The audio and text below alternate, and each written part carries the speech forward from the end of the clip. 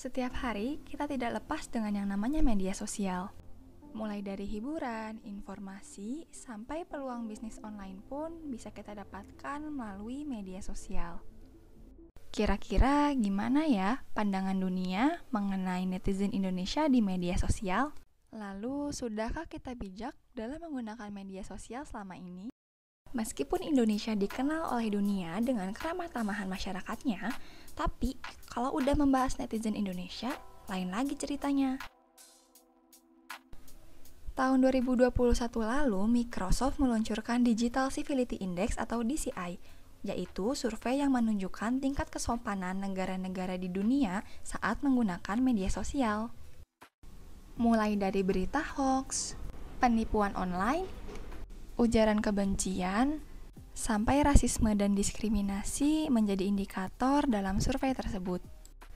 Berdasarkan hasil survei tersebut, Indonesia menempati tempat pertama sebagai negara paling tidak sopan se-Asia Tenggara di media sosial. Hasil tersebut didapat setelah Microsoft melakukan survei kepada 16.000 responden dari 32 negara. Ironisnya, setelah hasil survei tersebut keluar, netizen Indonesia malah berbondong-bondong menyerang akun media sosial Microsoft, seolah-olah membuktikan bahwa survei tersebut benar adanya. Yang pasti, survei tersebut membuktikan bahwa netizen Indonesia masih kurang bijak dalam menggunakan media sosial.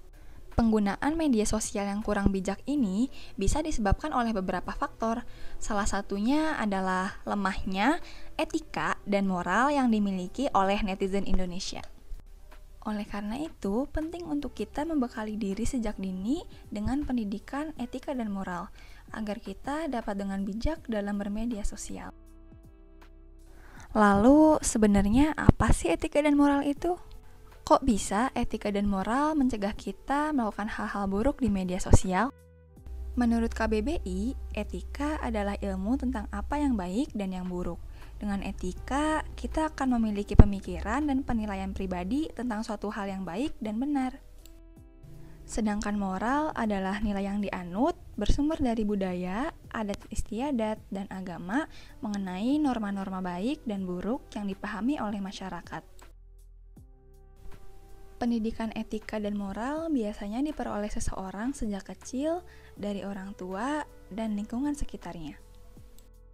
Menanamkan nilai kejujuran, rasa tanggung jawab, menghargai orang lain, serta sopan santun adalah bentuk dari pendidikan etika dan moral yang kita dapat sejak masih kecil. Jadi, bila kita membekali diri dengan pendidikan etika dan moral sejak dini, maka kita akan berpikir dua kali saat akan mengunggah sesuatu ke media sosial, menerapkan sikap sopan dan santun saat berkomunikasi menggunakan media sosial, serta mampu membedakan mana yang boleh dilakukan dengan mana yang tidak boleh dilakukan saat menggunakan media sosial. Yuk, kita mulai menggunakan media sosial secara bijak dengan menerapkan pendidikan etika dan moral yang sudah kita dapat sejak kecil, agar dampak positif media sosial yang kita peroleh lebih besar daripada dampak negatifnya.